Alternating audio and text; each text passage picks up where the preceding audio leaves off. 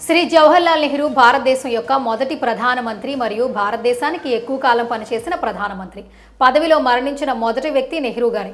August 15, 1947 నుంచి మే 27, 1964 వరకు 16 సంవత్సరాలు 286 రోజులు దేశాన్ని పారిశ్రామిక మరియు సాంకేతిక అభివృద్ధి యుగంలోకి తీసుకురావడానికి ఆయన సహాయం చేసినందుకు ఆధునిక భారతదేశ స్థాపకులలో ఒకరిగా పరిగణించబడ్డారు. అతని జన్మదినాన్ని భారతదేశం అంతటా బాలల దినోత్సవంగా జరుపుకుంటారు. గుల్జారీలాల్ నందా మే 27, 1964 నుంచి జూన్ 9, 1964 వరకు 13 రోజులు భారతదేశ మొదటి తాత్కాలిక ప్రధానమంత్రి.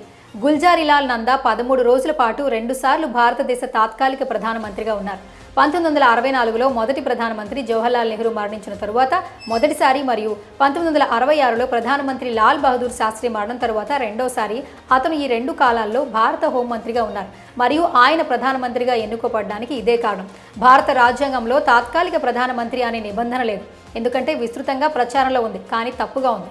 1962లో చైనాతో యుద్ధం జరిగిన వెంటనే నెహ్రూ మరణం మరియు 1965లో పాకిస్తాన్తో యుద్ధం తరువాత శాస్త్రి మరణం తరువాత దేశానికి సంభవించే ప్రమాదం కారణంగా అతని నిబంధనలు 2 అసంపూర్ణంగా ఉన్నాయి.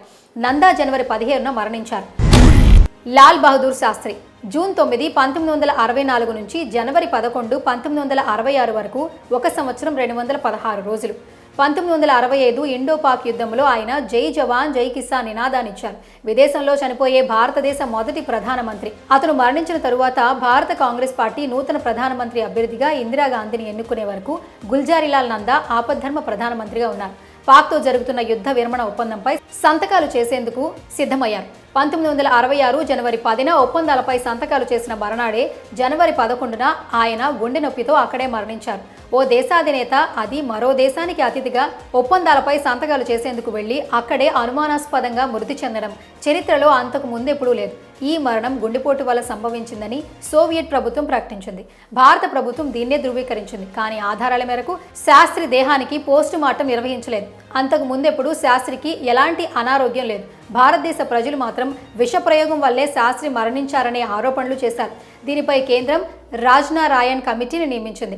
ఈ కమిటీ అధ్యయనం నివేదిక ఇప్పటి వరకు వెలుగు చూడలేదు.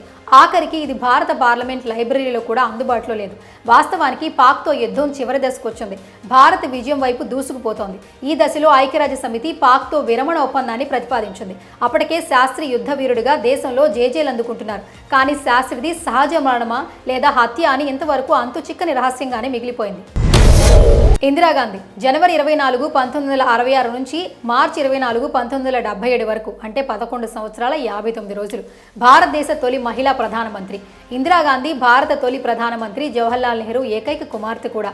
జవహర్లాల్ నెహ్రూ, కమల్ నెహ్రూ స్వాతంత్ర పోరాట సమయంలో జైలుకి వెళ్లవలసి వచ్చింది. అటువంటి సమయంలో చిన్నారి ఇందిరకు ఆమె తాతగారైన మోతీలాల్ నెహ్రూ తోడుగా ఉండేవారు. మోతీలాల్ కూడా జైలుకు వెళ్లవలసి వచ్చినప్పుడు ఆమెకి తోడు ఎవరూ లేక ఒంటరితనాన్ని అనుభవించేది. ఒక చిన్నారి తను ఎదురుగా జరిగే సంఘటనలను బట్టి తన వ్యక్తిత్వాన్ని మలుచుకుంటుంది. తాను ఆడుకునే ఆటలు సైతం ఆ సంఘటనలకు అనుగుణంగా ఉండేవి. ఇందిర తాను ఆడుకునే ప్రతి ఆటలో బ్రిటిష్ వారిని ఎదిరించి పోరాడే ఒక దేశభక్తురాలిగానే తనను ఊహించుకుంటూ ఆడుకునేది. స్వాతంత్ర పోరాట సమయంలో నాయకులకు బ్రిటిష్ వారు తమని ఏ క్షణాన అరెస్టు చేస్తారో తెలిసేది కాదు. కాంగ్రెస్ కార్యకర్తల మీద ఎప్పుడు దాడి చేస్తారో కూడా తెలిసేది కాదు. ఒకరి నుంచి ఒకరికి వార్తలు చేరటం కష్టంగా ఉండేది. అటువంటి సమయంలో ఇందిర తన స్నేహితులతో కలిసి వానర సేనను ఏర్పాటు చేసింది. వారు వార్తలను చేరవేయటం, జెండాలను తయారు చేయటం, పోలీసుల చర్యలపై గూఢచర్యం చేయటం వంటి పనులను చేసేవారు. ఈ వానర సేనకు ఇందిర నాయకత్వం వహించి చేయవలసిన పనులను వారికి నిర్దేశిస్తూ ఉండేది. మనం పిల్లలమైనా స్వాతంత్రం కోసం తన వంతు కృషి చేయాలని తోటి పిల్లలకు చెప్తూ ఉండేది. ఆమె తండ్రి నెహ్రూ తన బిడ్డకు లోకజ్ఞానం గురించి తెలియచెప్పవలసిన సమయంలో ఎక్కువ కాలం జైలులో ఉండటం వలన ఇందిరకు ఏమీ నేర్పే అవకాశం లేదని ఆలోచించి జైలులో నుంచే భారతదేశ సంస్కృతి గురించి, భారతదేశ చరిత్ర గురించి, ప్రపంచ చరిత్ర గురించి ఉత్తరాలను రాసేవారు. ఆయన తన కుమార్తె ఇందిరను ప్రియదర్శిని అని పిలిచేవారు. ఇంకా ఇందిరాగాంధీ చదువు విషయానికి వస్తే పూణే విశ్వవిద్యాలయం నుంచి మెట్రిక్ పరీక్షలో పాస్ అయ్యాక రవీంద్రనాథ్ ఠాగూర్ స్థాపించిన శాంతినికేతన్లో చేరింది. అక్కడ క్రమశిక్షణతో కూడిన జీవితాన్ని గడిపింది. తరచుగా జైలుకు వెళ్లడం వలన తల్లి కమలా నెహ్రూ ఆరోగ్యం చెడిపోయింది. తల్లి చికిత్స కోసం స్విట్జర్లాండ్ తీసుకెళ్లారు. తల్లికి తోడుగా ఆమె అక్కడే ఒక బడిలో చేరింది. ఎంత చికిత్స చేయించినా కమలా నెహ్రూ ఆరోగ్యం కుదుట పడలేదు. పైగా అంతకంతకు క్షీణించింది. ఇందిరకు 17 సంవత్సరాల వయసు వచ్చేటప్పటికీ ఆమె ఎంతో అభిమానించే తల్లి మరణం ఆమెను ఒంటరి చేసింది. తల్లి మరణం వలన ఏర్పడిన ఒంటరితనం నుంచి ఆమె త్వరగా కోలుకోవాలంటే యూరప్లోనే చదువుకోవాలని నిర్ణయించుకుంది. అక్కడ ఇందిరా చదువు ఆమెకు మనోధైర్యాన్ని, వ్యక్తిత్వాన్ని సరైన రీతిలో నిర్మించుకుని నాయకత్వ లక్షణాలను పెంపొందించుకోవడానికి సహాయపడింది. ఆ తరువాత లండన్లోని ఆక్స్ఫర్డ్ విశ్వవిద్యాలయంలో చదువుకునే సమయంలో పాత్రికేయుడు ఫిరోజ్ గాంధీతో స్నేహం ఏర్పడింది. ఫిరోజ్తో స్నేహం ఆమె ఒంటరితనాన్ని పోగొట్టింది. ఫిరోజ్తో పరిచయం క్రమక్రమంగా ప్రేమగా మారింది. ఫిరోజ్ గాంధీ నెహ్రూ కుటుంబానికి తెలిసిన వాడు మాత్రమే కాదు, స్నేహితుడు కూడా. ఇందిరకు అతని వ్యక్తిత్వం బాగా నచ్చింది. అతడినే వివాహం చేసుకోవాలని నిశ్చయించుకుంది. ఫిరోజ్ పూర్వీకులు పర్షియా నుంచి భారతదేశానికి వలస వచ్చి స్థిరపడ్డారు. వారు పార్సీలు. నెహ్రూ కాశ్మీరీ బ్రాహ్మణ కుటుంబానికి చెందినవారు. అందువల్ల ముందు నెహ్రూ వీరి వివాహానికి అంగీకరించలేదు. నెహ్రూ ఇందిరా నిర్ణయాన్ని విని మహాత్మా గాంధీ సలహాను తీసుకోవాల్సిందిగా ఇందిరను కోరాడు. గాంధీ వీరి ప్రేమను అర్థం చేసుకుని వారి వివాహానికి అంగీకరించాల్సిందిగా నెహ్రూను కోరారు. మహాత్మా గాంధీ ఒప్పించడంతో 1942లో ఇందిరా ఫిరోజ్ల వివాహం జరిగింది. అప్పుడే 1942లో క్విట్ ఇండియా ఉద్యమం మొదలైంది. జవహర్ లాల్ నెహ్రూ జైలు నుంచి విడుదలవుతూనే మళ్లీ అరెస్ట్ అయ్యారు. గాంధీజీ కూడా అరెస్ట్ అయ్యారు. అరెస్టుకు నిరసనగా దేశమంతా అల్లర్లు జరుగుతున్నాయి. అయితే బ్రిటిష్ వారు పోలీసు బలగంతో అల్లర్లను అణిచివేశారు. ఈ నేపథ్యంలో ఇందిరాగాంధీ కూడా అరెస్ట్ అయి జైలుకెళ్లి 1943 మే 13న విడుదలైంది. జైల్లో ఉండగానే ఆమె ఒక మగపిల్లాడికి తల్లైంది. ఆ పిల్లవాడికి రాజీవ్ గాంధీ అని పేరు పెట్టింది. పెళ్లి జరిగినది మొదలు అరెస్ట్ అయి విడుదలకు అయ్యేలోపు ఆమె జాతీయ భావం పెరిగి పెద్దదైంది. దేశం కోసం పనిచేయాలనే తపన మొదలైంది. ఇందిరా ఎన్నో సంవత్సరాల పాటు తండ్రి నెహ్రూ గారి వెనకనే ఉన్న అనుకోని విధంగా తన రాజకీయ జీవితానికి శ్రీకారం చుట్టింది. కాంగ్రెస్ పార్టీ ప్రచారంలో తండ్రి రాలేకపోయినా సభలో మాట్లాడాల్సి వచ్చింది. ఆమె ఉపన్యాసం, ముఖ్యంగా కంగుమని మోగే కంఠస్వరం, సామాన్యుల్లో కలిసిపోయే ఆమె స్వభావం అందరినీ ఆకట్టుకుంది. ఇది గమనించిన కాంగ్రెస్ కార్యకర్తలు ఆమెను 1959 ఫిబ్రవరి 2న భారత జాతీయ అధ్యక్షురాలుగా ఎన్నుకున్నారు. సెప్టెంబర్ 8న ఆమె భర్త ఫిరోజ్ గాంధీ మరణించారు. ఇది ఆమెలో అభద్రతా భావాన్ని కలుగజేసింది. పార్టీ అధ్యక్షురాలిగా బాధ్యతలు నిర్వహించడం, భర్త మరణం వల్ల ఏర్పడిన ఒంటరితనం ఆమె మౌనాన్ని పెంచడంతో పాటు ఆమెకు జీవితం పట్ల అవగాహనను, ఆత్మస్థైర్యాన్ని కూడా పెంచింది. నెమ్మదిగా నెహ్రూ గారి స్నేహితులతో, రాజకీయ నాయకులతో సంభాషణలతో పాల్గొనడం సంభవించింది. చివరిలో చైనా భారత సరిహద్దుపై వివాదం చెలరేగి అస్సాంలో తేజ్పూర్ చైనా దాడికి గురైంది. అటువంటి సమయంలో ఆర్మీ చీఫ్ హెచ్చరికను గాని, స్నేహితుల మాటలను కానీ, తండ్రి చెప్పింది కానీ వినకుండా అస్సామీలకు ధైర్యాన్నిచ్చి వారిని కష్టాలకు వదిలేయకుండా వారిలో నమ్మకాన్ని నింపి వారికి అండగా నిలిచింది. ఇందిరా ఒంటరిగా తేజ్పూర్ ప్రయాణం చేసి వెళ్లారు. చైనా వారు వెనక్కి తగ్గలేక తాను తేజ్పూర్ వదలని, వారి వెన్నంటి ఉంటానని అక్కడి ప్రజలకు ధైర్యం చెప్పారు. కామరాజ్ ప్లాన్ అమల్లోకి తీసుకొచ్చిన కొన్ని నాళ్లకే నెహ్రూ ఆరోగ్యం బాగా దెబ్బతింది. ఆమె తండ్రికి సపర్యలు చేస్తూ తండ్రి వద్దే ఉండిపోయింది. 1964 జనవరి 6న నెహ్రూ గారికి పక్షవాతం వచ్చింది.